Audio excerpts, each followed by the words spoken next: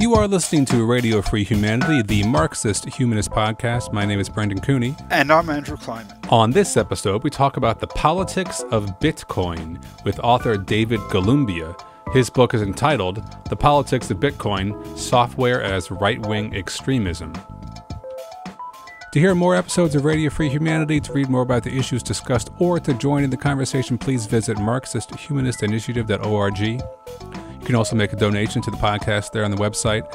While our podcast is hosted by MHI, the views expressed by the co-hosts and guests of Radio Free Humanity are their own. They do not necessarily reflect the views and positions of MHI. In just a moment, we'll be talking with David Golumbia about the politics of Bitcoin. But first, as we do in every episode, we're going to take a few minutes to talk about some current events. In lieu of the regular format of our current events section, in which Andrew and I discuss a topic in the news, I'm going to be reading a statement for this current events section. This is a statement that Marxist-Humanist Initiative signed on to last week. It was written by the Ukraine Solidarity Campaign. It's a statement that was written prior to Russia's attack on Ukraine as tensions were escalating. And the statement reads, "We socialists, trade unionists, scholars, activists for human rights, social justice, and peace stand in solidarity with the people of Ukraine against Russian imperialism. The international left and labor movement must vigorously oppose Russia's threats against Ukraine. We say neither Washington nor Moscow. We oppose the policy and maneuverings of the big Western powers and NATO. But currently, it is Russia that is threatening the Ukrainian people's right to self-determination and challenging their legitimacy as an independent nation. It is Russia that has amassed troops on Ukraine's borders, Russia that has annexed Crimea and persecuted the Crimean Tatars, and Russia that has organized an 8-year war in eastern Ukraine, leading up to 14,000 deaths, 30,000 wounded, and 1.9 million displaced people on the Ukrainian side alone. Subjugated by Russian Tsarist and Stalinist rulers, for centuries Ukraine was the object of exploitation and national oppression, its culture and language subject to discrimination. Millions perished at the hands of the Kremlin. We call for peace through self-determination of the Ukrainian people. That does not mean support for the current government of Ukraine or the capitalist oligarchs it serves. Despite its rhetoric, self-evidently, the Russian government is interested in neither democracy nor opposing fascism. The Russian government actively promotes pro-Russian sections of the far right in occupied eastern Ukraine and other parts of Europe, and its anti-Ukrainian policy strengthens the hand of far-right Ukrainian nationalists too. We hail the brave internationalists in Russia protesting against Putin's war politics. We demand the release of Russian political prisoners. We stand in solidarity with socialists, trade unionists, and activists for democratic and human rights who can bring real progress in Ukraine and in Russia. We demand the withdrawal of Russia's troops from their Ukrainian borders and occupied territories and an end to Russian interference in Ukraine."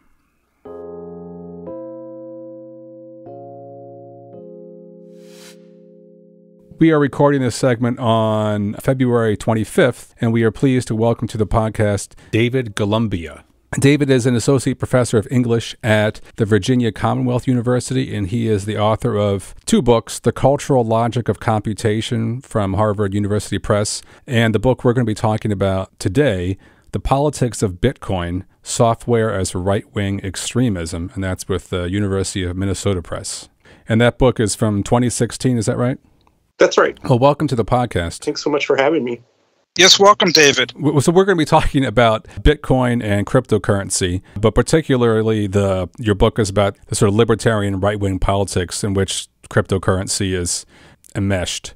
And I kind of want to just jump right into that, but we probably should define Bitcoin for our listeners in case anyone is fuzzy on what is Bitcoin and cryptocurrency. I almost hesitate to ask because often discussions about Bitcoin and cryptocurrency seem to get bogged down in technicalities and they miss like the political context. So, but we should probably, cover the basics. So maybe you could give us a definition. Well, sure, but let me just say something about what you just said, because I think that the question of sort of defining what cryptocurrencies are And having sort of qualifications for being part of a conversation is a big part of how the politics works. And there's nothing the crypto people love more than to say, you can't be a part of this conversation because you don't understand how the technology works. And one of the things that's really frustrating about that is that blockchain, which I'll explain in a second, but the technology that crypto works on is a real technology. But, there are lots of other real technologies, and the blockchain people are, for the most part, they have real difficulty explaining how their technology is similar to and different from other technologies that many of us understand, talk about, and don't run into the same problem on a regular basis. So there is something funny going on with this conversation, and the fact that pretty much every work about this has to start with, well, what in the world are these things, as if there's some terrible problem understanding them. And I don't think there is, but I will give the canned version of it, which is that blockchain it's a model, but it's a kind of software program that anyone can download and run on their computer. And you run this software and you solve some math problems. And if you solve enough math problems quickly enough, you get entered into a lottery, and the lottery occasionally generates a cryptocurrency token for you. This is part of why there's such concern about the energy usage of Bitcoin, because all these computers running all these math problems, trying to solve them, and then occasionally spitting out a cryptocurrency token to them is incredibly wasteful. It is wasteful by design. And in fact, part of the way the system is built, and that I think is politically interesting, is that the math problems become more and more difficult over time, which is supposed to limit the number of tokens that get created, but in fact increases the amount of energy you have to use in order to get one of these tokens. And there's another politically interesting thing here too, because if you look back at the white paper that was written about Bitcoin in 2009 that started all of this, the promise was that anybody could run this software on their computer and would occasionally get a Bitcoin. And that was true, right? I even did it for a short period of time. Like, you could just run the software, and Bitcoins were very, very cheap back then. And, occasionally your computer would spit out a Bitcoin. But because the problems become more and more difficult over time, it's become less and less feasible for ordinary people to run the programs, run the software on their computers. And in fact, you really need to be running huge stacks of computers to ever have a hope of getting a Bitcoin anymore. So in fact, although they talk about things like distributed computing and decentralization, in fact, only very wealthy and powerful people are able to afford to run the software and create tokens for themselves. So that's one part of the story. Let me just say one other thing, which is, for most people who are involved in this world, they don't touch that stuff at all. Right? They go to an online exchange, which is very similar to a stockbroker, and they, in one way or another, transmit some money to them, and the broker gives them a few Bitcoins, and they buy and sell them. They don't generate them. All they're doing is the same way you could go to a sports betting site or a bank, a credit union, anything, and you just do ordinary financial transactions. There is some confusion in the discussion because there are these sort of two flavors of it. There's like, what is it to run the software and actually create these tokens? And then there is, what is it to use Bitcoin? And for 90% of the people who are doing it is the second, very ordinary pedestrian use, in which people will sometimes be confused because this doesn't seem that different from using any other kind of financial product. And in fact, it isn't, right? So you can use Bitcoin and have contact with this relatively unusual form of software that actually creates it. I feel like there's the people that are really into Bitcoin. They buy into the concept, and they can talk your ear off about either the politics or the technology of it.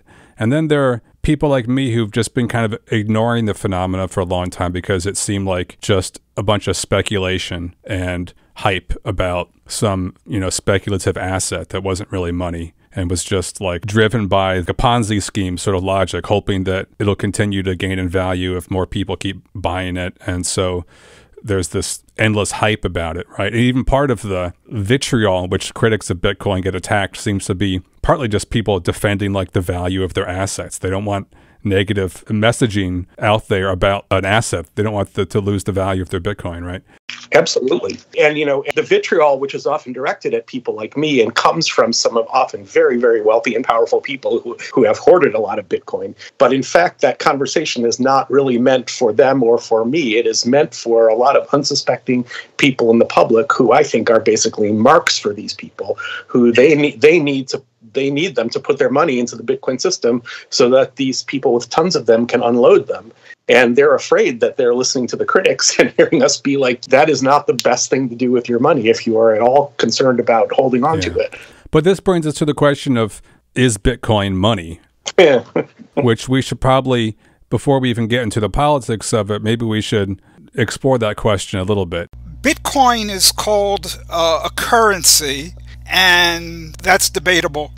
But the real question from an economic standpoint is whether it's money or not. And just let me preface this, because people who are not economists get very confused because of an ambiguity in the language.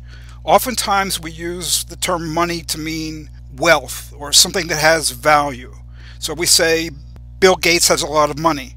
Well, I don't know how much money he has. He owns a lot of corporate stock. He's got buildings up the yin-yang, probably owns a lot of bonds and so forth. But then there's money, cash, funds in bank accounts. How much money does he actually have? I have no idea. Okay, so when we talk about money, we're not talking about wealth, assets in general. We're talking about something specific. And the something specific is what makes money different from all other assets or things that have value. First of all, to be money, an instrument has to be a medium of exchange, generally accepted in exchange. Not like, tomatoes you give to your neighbor, they give you some squash back. Those are squash and tomatoes accepted in exchange, but not generally. Nobody's going to say, gee, I can take this squash and then go, buy a shirt for it. That will not be generally accepted in an exchange. And another very important role that money plays is that it's a means of payment. It's a means of paying off your debts. So let's say you buy a couch at Wayfair and it's an installment plan and you pay over 24 months. Wayfair will take dollars because they will take a fixed number of dollars that they contract with you at the start and say 23 months later, you're going to pay us X amount of dollars. So if Bitcoin or anything else is to function as money, it would have to be that Wayfair would say, okay, 23 months down the line, we'll be happy to take a fixed number of these things in exchange for you paying off the couch. So given all of this, David, is Bitcoin money? And if not, could it become money?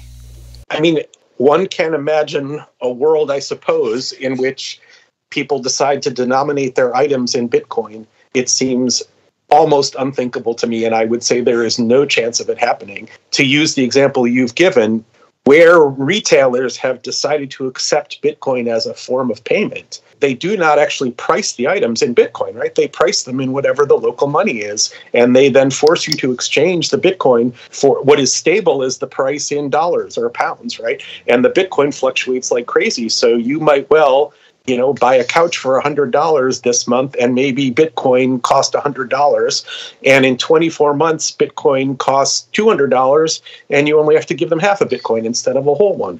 And so the denomination, and this was true on the dark web, drug markets, everywhere. Even if you can directly pay in Bitcoin, they can't denominate it in Bitcoin because, with their other hand, they're celebrating that Bitcoin is skyrocketing in value. So it's very hard to use, as you said, for something to be useful as a medium of exchange, you want it to have a relatively stable value over time. And the Bitcoin people, at their other hand, they love Bitcoin because it isn't stable in value. Right. And if everybody was convinced that it was going to keep going up in value, people would be very happy to take it. But people believe that it's a bubble for very good reasons, and that you're left holding the bag when people pay off in Bitcoin 24 months later and it's worthless. That's the fear. I think that's why people are reluctant, and retailers and so forth are reluctant to take it. I mean, I know I get a Social Security check from the U.S. government, And if they were to pay me in Bitcoin, I would be really pissed off. Right. Well, and you saw the sort of paradoxes, because when retailers would take Bitcoin, which fewer of them do now than they used to, but they were always just converting them into into whatever the local currency was. Nobody was actually happy to let it be denominated in the Bitcoin value. And again, that seemed to just give the lie to the whole story that these people That absolutely does. That gives the lie to it. When the USSR collapsed, the same thing happened to the ruble. Russians would fork out rubles like if they were going to buy a car, but the cars were priced in dollars, and so you would contract in dollars, and then they would look up the spot exchange rate of dollars for rubles, and say, okay, so it's $20,000, it's this number of rubles, and you'd fork over rubles. Okay, but that is the essence of the ruble having collapsed, no longer being money, no longer generally accepted in exchange. It was just another form of dollars at that point. I can only agree. Even in the places where they talk about using it, there's always a conversion into something more recognizable as money. And I don't know how much you've gotten into the details of this, but one of the reasons critics like me are concerned about the Bitcoin market is because they rely on these things called stable coins, right? Which are, unlike Bitcoin and other famous cryptocurrencies, the stable coins are not, nobody can go and generate these things on their own. They're actually generated by a central authority, just much like a central bank, except that it's completely not responsible to anybody, and it can make claims about how its tokens are backed that nobody can actually verify. But one of the things that's interesting about the stable coins, the most famous one of them is Tether, is that they are priced exactly at the price of a given local currency. So Tether in particular is tied to the US dollar, and one Tether coin equals $1 US. At least that's what they claim. And that could be used as a currency, I suppose, and nobody even tries to. Right? None of these cryptocurrency promoters, they have a token that is a lot closer to a currency. It is not money regardless, and you still are pricing things in the dollar. But at least as a token, it is closer in function to what they claim that the crypto should do, and they couldn't care less about it. They are only interested in Bitcoin going to the moon. Well, this discussion of Tether brings up this claim that we often hear that Bitcoin is, quote unquote, decentralized. Because it's not issued by a treasury or doesn't have to do with central banks. Would you agree with this claim? Can Bitcoin be characterized accurately as being decentralized? This is one of my favorite areas to talk about in Bitcoin world, because like in everything else we've been talking about, there is a tremendous amount of wordplay going on that is very unfortunate, and that the Bitcoin promoters will always use to twist things in their direction.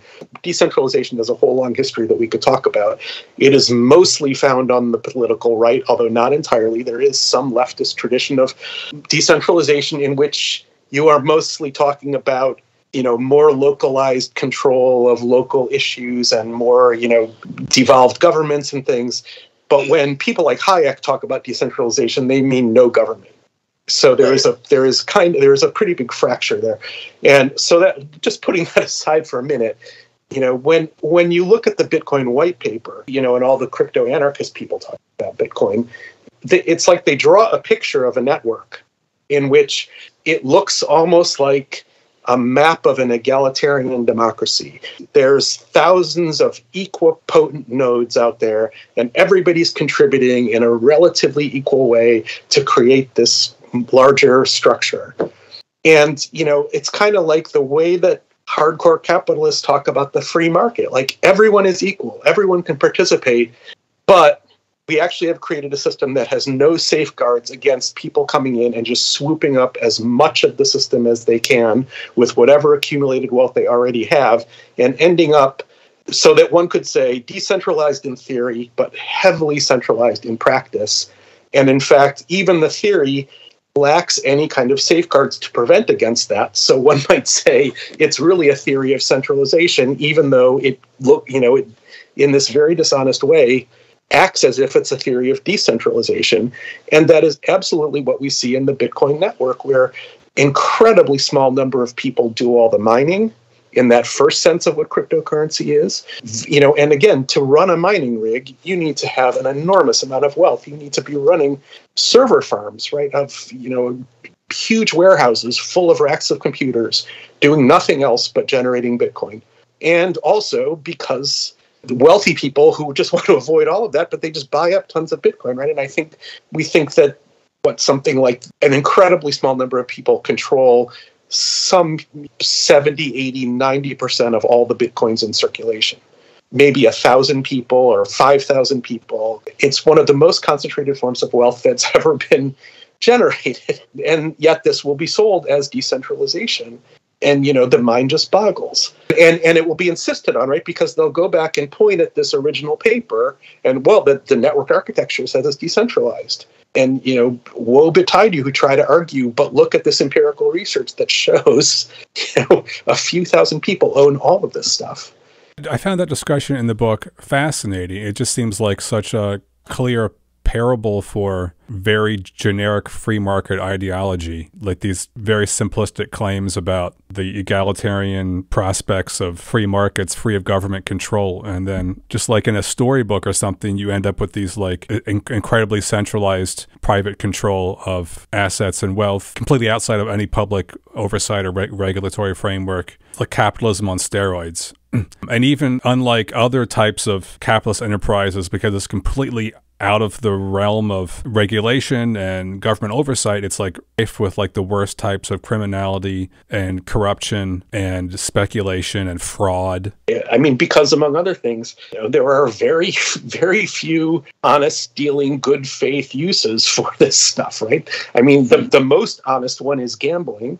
And that isn't all that honest to begin with. And then, you devolve from there. Like, even if you want to responsibly invest your money, there are much better ways to do it, at least in terms of safety, than Bitcoin. So, I think people who have dishonest interests already know that they can manipulate free markets. And the more free, the more manipulation is possible. But this is it's almost like a market in which legitimate economic transactions have been sliced out. And all you are left with is this just colossal fraud. Just so everybody who's listening is on the same page that we are, when you say gambling, David, you don't mean that people are betting on horses or anything like that with Bitcoin, I take it. What you mean is they're making speculative investments, buying Bitcoin in the hope that they can sell it for a higher price, for instance. Absolutely. And Bitcoin, and we should say hundreds of other tokens called altcoins, or people have less friendly names for them, there is no use case for them whatsoever, right? They get made as some of the more famous ones. There's a guy who made a joke coin called the Doge coin, named after a meme that has a Shiba Inu in it that is kind of cute. And he was trying to show how ridiculous the whole thing was. He made it years ago, and then recently, Elon Musk tweeted something about how Dogecoin was great. And all of a sudden, everybody was like, oh, you got to buy Dogecoin. It's going to the moon. And there, even the use case for Bitcoin, which is fraudulent in my view, but it's not even there for nobody's saying, Dogecoin is going to become the currency of the future. There's nothing there whatsoever. And what does Doge mean? It's just the name they get. It's a misspelling of dog, right?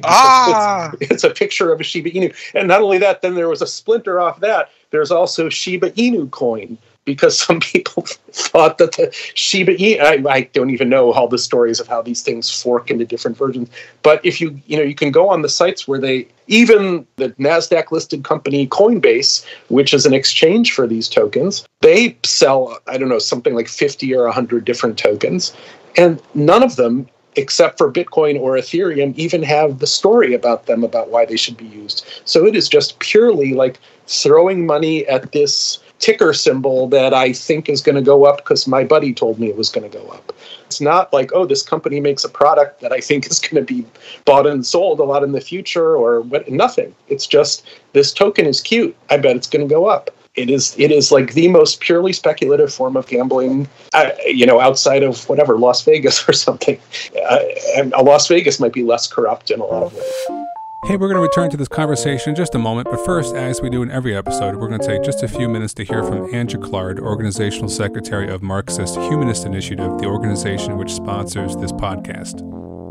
Marxist-Humanist Initiative, or MHI, aims to contribute to the transformation of this capitalist world by projecting, developing, and concretizing the philosophy of Karl Marx and its further development in the Marxist humanism articulated by Raya Dunayevskaya. The ongoing COVID-19 pandemic and today's many other social, political, and economic crises make this a moment to engage people in discussion of these ideas. In the U.S., we are faced with the threat of Trumpism triumphing, an all-out authoritarianism extinguishing our right to carry on these discussions. Yet at the same moment, the multiracial movement for Black lives has spread to every corner of the country and the world, launching a flood of activism and new ideas that deepen the concept of freedom. MHI is dedicated to the task of proving theoretically that an alternative to capitalism is possible. We are distinguished by our economic analyses in which we do not merely assert but demonstrate that the only opposite to the current world economic system is its abolition and replacement with one not based on the production of, quote, value, close quote.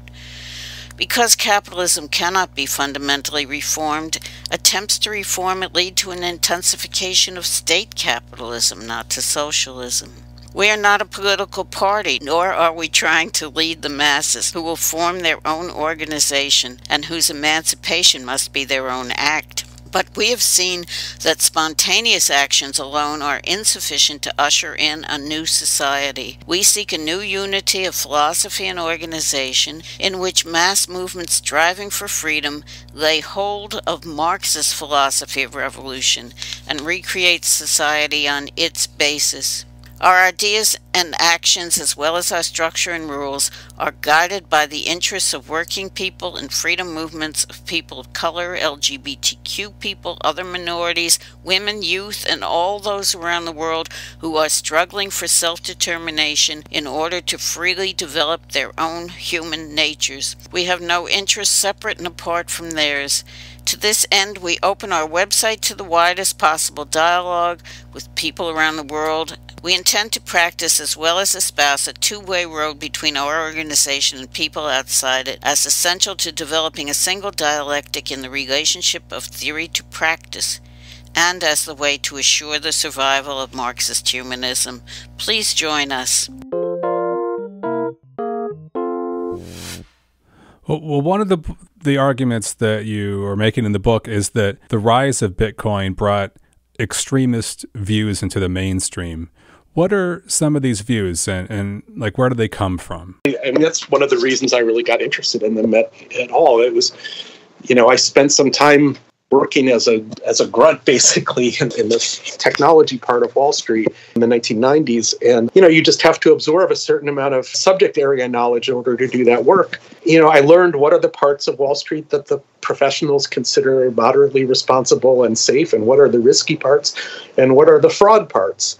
And the fraud parts tend to be places that put ads in the back of the cheaper newspapers and tell you to buy penny stocks and tell you to buy gold, and you should buy gold directly from the person telling you that you should buy gold, and you should buy gold because, the world is about to collapse. And, you just learn, avoid this stuff, right? We don't tamp it out entirely, and who knows why, but it's, these people are fraudsters.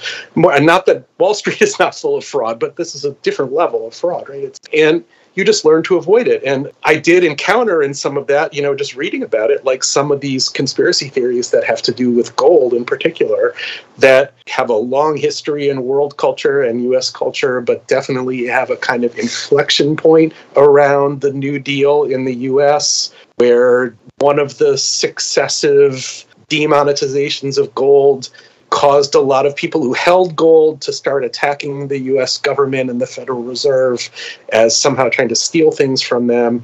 And this conjoins with sort of anti-tax agitation, which has a long history in right-wing politics in the U.S., but also with extremist politics in the U.S. So I'd read a little bit about this stuff. Not that central banking is so wonderful all the time, and not that the Federal Reserve is so wonderful, but there is a whole, there is a set of stories that are largely anti-Semitic in character, and Henry Ford promoted them and other people like that, and that are just, the Federal Reserve is actually a secret cabal of wealthy Jewish bankers who tell you that their job is to modulate inflation and unemployment, but in fact, they're manipulating the economy to make themselves rich. And it was shocking to me how quickly, when Bitcoin started to emerge, even in the early 2010s, all of a sudden I was seeing these same things that I was used to seeing in the very far back of not even the major papers on Wall Street. All of a sudden, here they were being promoted by people who were supposedly interested in building this technology. That really sort of set my spider sense tingling, like, why am I seeing this stuff again? And at first I thought it was kind of just an occasional thing, but the more you start to dig, you realize the whole space is just saturated with this stuff, absolutely saturated with it.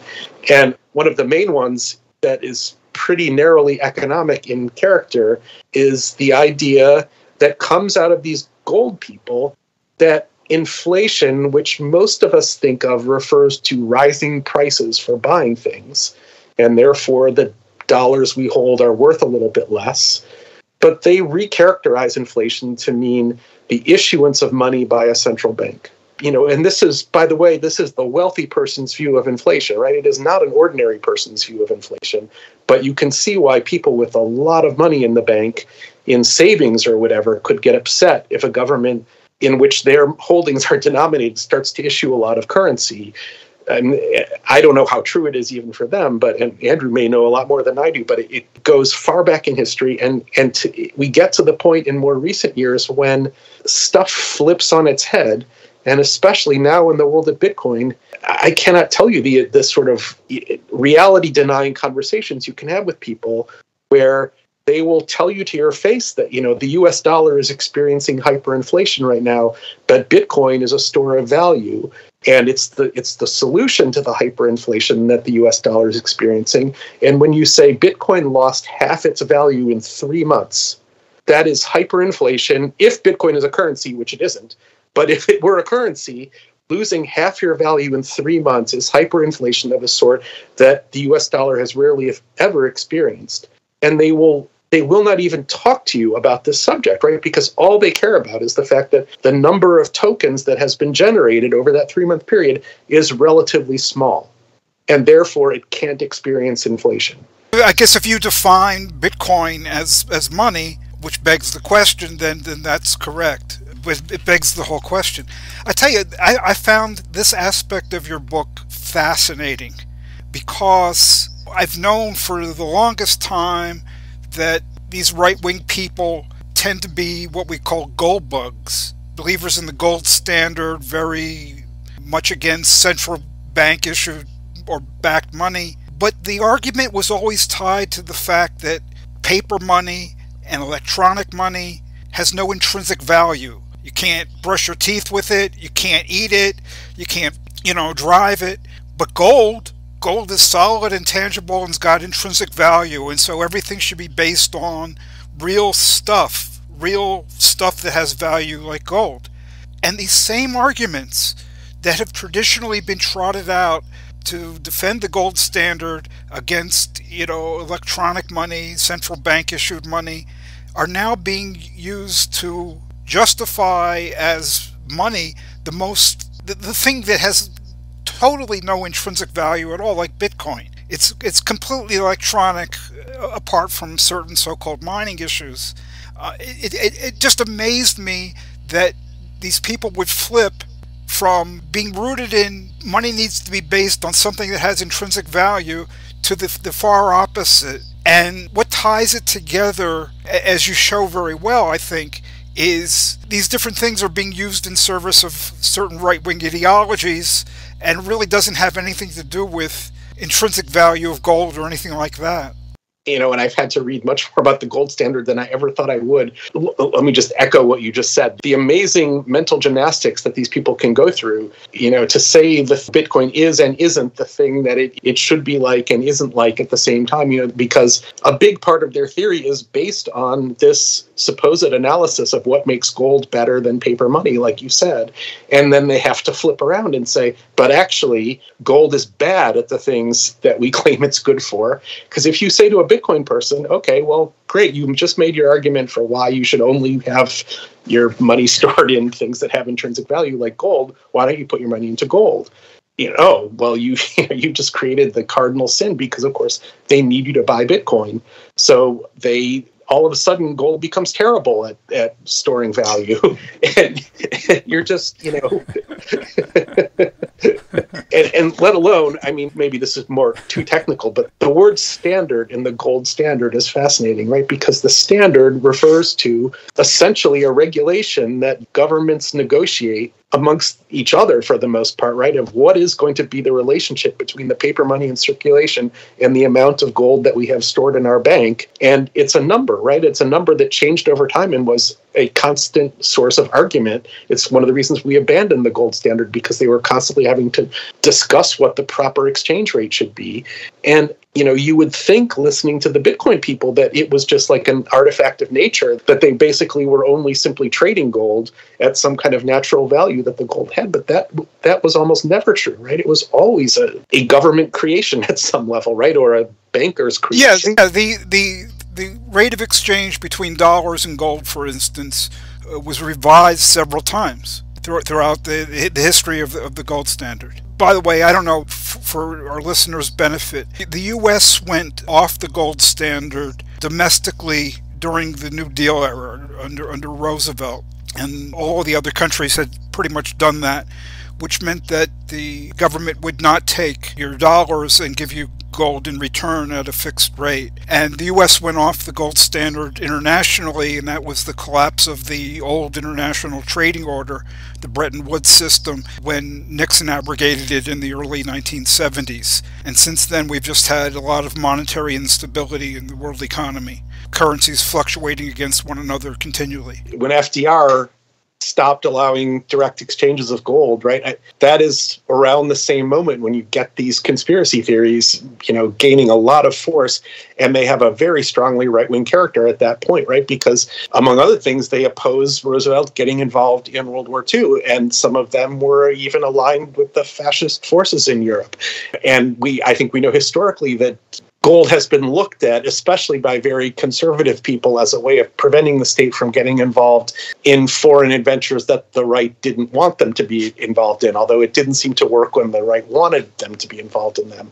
But it's a tool that the right likes to use a lot to try to control the power of government, or to channel it in the directions that they want it to be channeled in, and to prevent it from being used in other directions. And of course, in that way, it ties to a lot of much more recent sort of anti-state, anti-drain the beast, drain the swamp type rhetoric that we hear constantly coming from the more current right. Toward the beginning of the book, David, you talk about cyber-libertarianism as a sort of intellectual, milieu that Bitcoin comes from. And you argue that cyber-libertarian ideas are basically far-right ideas, but also that people can have these ideas without knowing it, and maybe be cyber-libertarians without knowing it. So maybe you could go into that a little bit, explain what you mean by cyber-libertarianism, and also like how these ideas can be more widely accepted than the amount of people who self-identify as right-wing or libertarian. Sure. One of my favorite topics, and in fact, that is the book I'm currently working on, this is the main topic of it. And the idea of cyber-libertarianism was developed by some thinkers that I really respect in the 1990s. And the idea was not that there are quote-unquote political libertarians who like digital technology, although that is absolutely, there are a lot of those people. Maybe I should say not just that. But this second idea, which I think is more interesting, which is that the promotion of technology in our world, or digital technology in particular, has carried with it a bunch of ideas about the transformational possibilities of digital technology that are grounded in right-wing thought, but where that is not immediately obvious on the surface, right? Where they look like politically neutral, or let's say an idea like freedom of speech, which one can see both right and left-wing support for, and there probably should be support for it in, at some caveats, but one can see reasons that people across the political spectrum would support something like freedom of speech. But to give some examples of how this works in the digital space, there are a whole bunch of political causes that we see structuring the sort of talk about politics online, whose orientation in terms of left-right politics is very, very unclear. So, and these are hot words that pretty much everybody near technology knows about, where you talk about things like encryption and privacy and surveillance and censorship and network neutrality and what happens when the government tries to regulate the internet. And you find people just diving into support for these topics without any seeming ability to articulate what are the foundational principles that I am endorsing when I say I support this perspective. And maybe the sharpest example of this is network neutrality, which is a phrase that many of us hear and that people who identify in some loose way as like more left than right, like somebody like John Oliver, create videos all about how wonderful net neutrality is and how it's a civil rights cause that everybody should be on board with. And I picked that one in particular because it has such an interesting history. Network neutrality is an idea that was developed by a relatively moderate digital lawyer guy, Timothy Wu, in the early 2000s. And it was an idea about how to promote competition in the digital business marketplace. He was a little bit concerned about monopolies, which are certainly a real concern.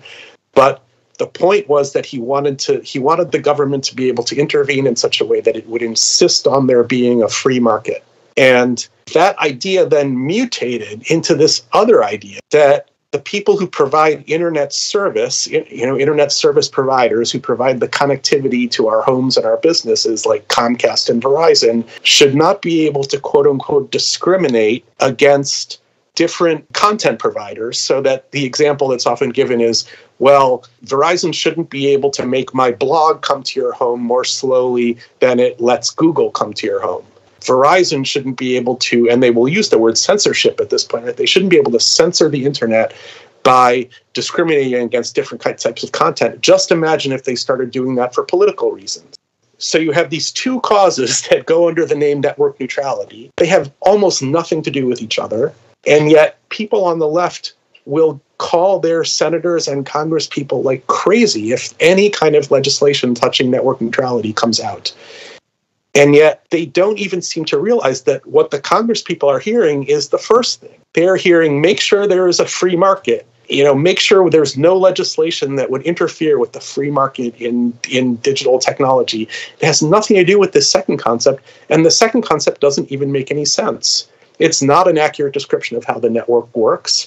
My blog is considerably slower than Google, and there are a lot of good reasons for that, and they have nothing to do with Verizon. What happens is this serves the people, this sort of deeply free market people who insist on the government not regulating the market. And yet people, including quite a few of my friends, honestly believe they're pursuing kind of left-wing civil rights cause. And they seem to think that network neutrality means something like the fairness doctrine that we used to have in broadcast media in the US. And all I can say to that is, if only. The fairness doctrine was a pretty interesting idea that I think was, for the most part, pretty useful. And I wish that there was some kind of parallel fairness doctrine, although I don't know how it would work on the internet, but I wish it existed. But net neutrality has nothing to do with that. And the people who promote this, they know exactly what they're doing. I think this is a very interesting point because it is quite confusing. Can you explain why Google loads faster than your blog and why Verizon has nothing to do with it? Absolutely. Google has content distribution centers all over the country and all over the world. They spend millions of dollars on them. They have servers everywhere that make sure that content is delivered to me the minute I type their URL into a browser. And my blog, which I pay $25 a month for, has a few servers from some rinky-dink provider that I pay for.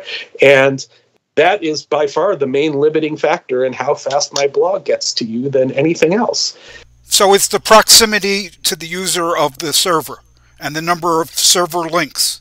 Right, the number of servers that are out there that just dwarf mine by a factor of a million. And I don't know if that's right or wrong, frankly. I don't even have a strong intuition about it.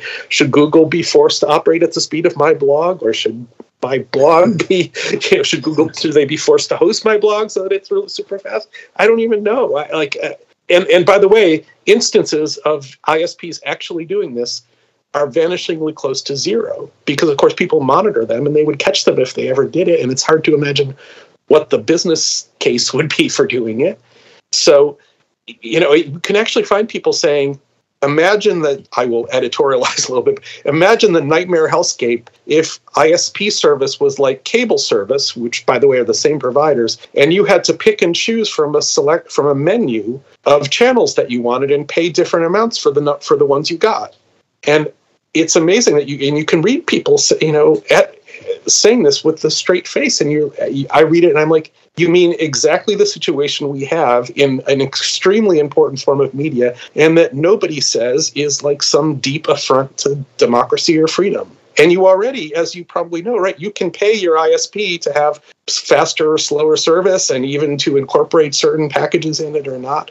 Like, this is just, in a lot of ways, it is a fake cause that has been generated by people who are adamantly opposed to regulation of digital technology in a way that is real. I mean, that's part of what is also interesting, is that the ISPs are on one side of this fight, but the other side is Google and Facebook and Twitter and so forth, who are adamantly opposed to regulation of their businesses.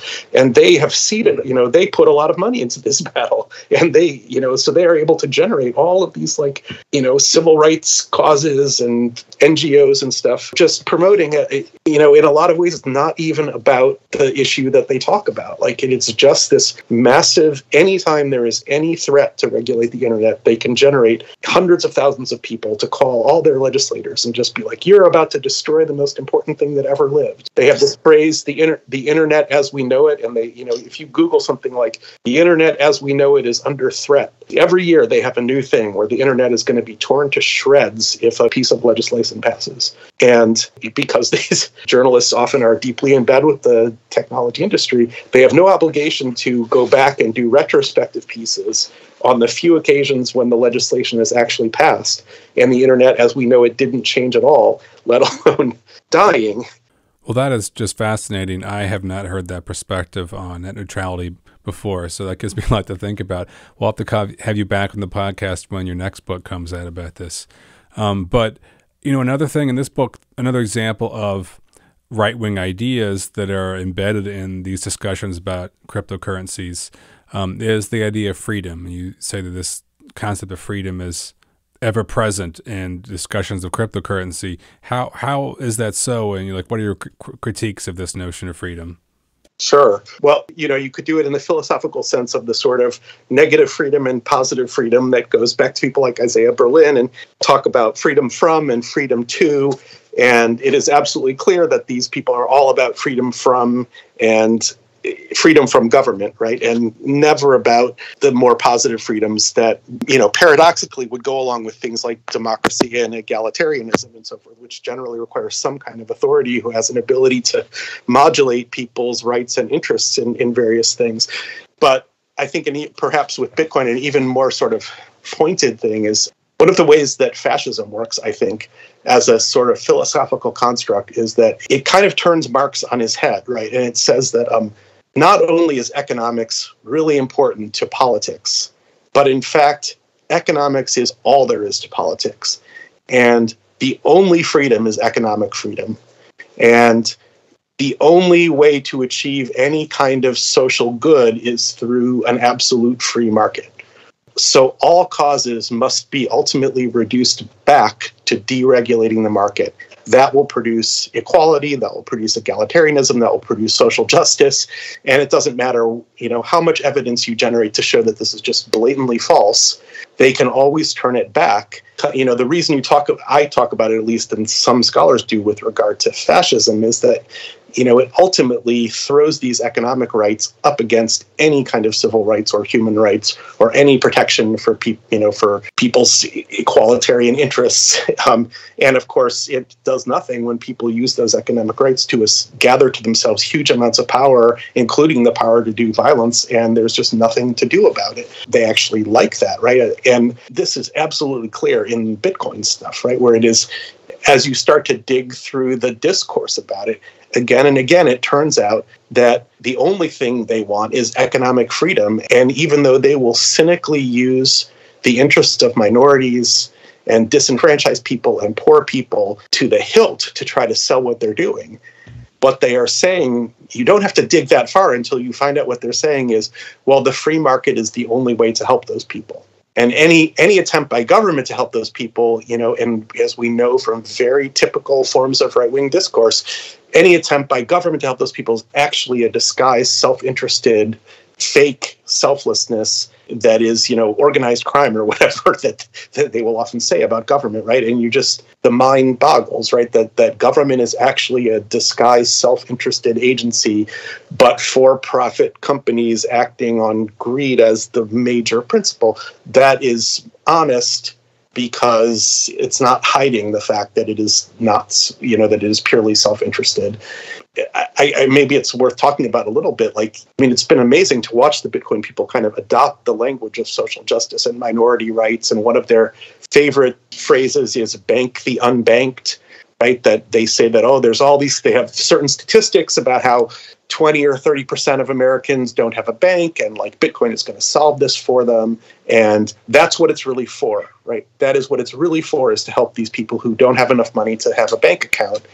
And they see these people who are obviously some of the most disenfranchised people in our society, and they see them as marks, right, for their own scam. And if I say something to them and I've talked with some people who work on this even, right, something like 95% of everyone in the continental U.S. is eligible to open a credit union account, even if they're not a citizen. And most of those accounts are absolutely free and have no or almost no minimums, right? Maybe $100 minimum to open a checking account. And you say, well, that sure seems like a great way to bank the unbanked, right?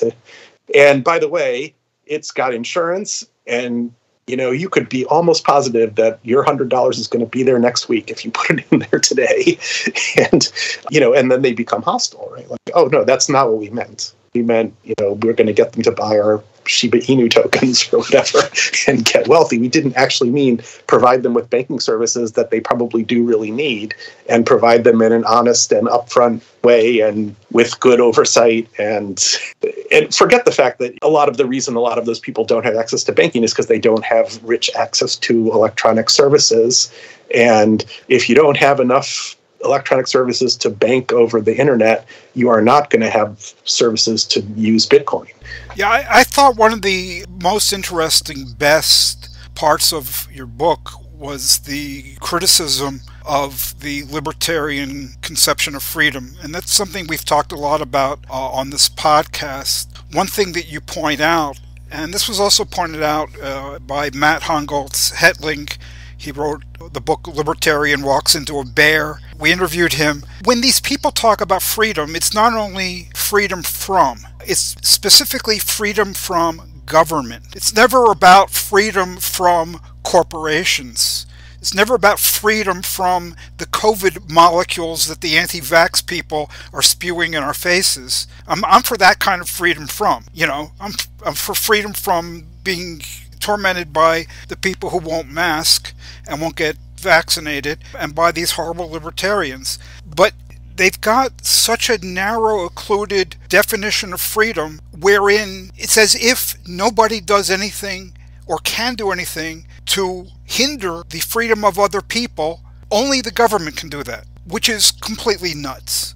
And because of that, you can't even talk to these people, because they're not really talking about freedom.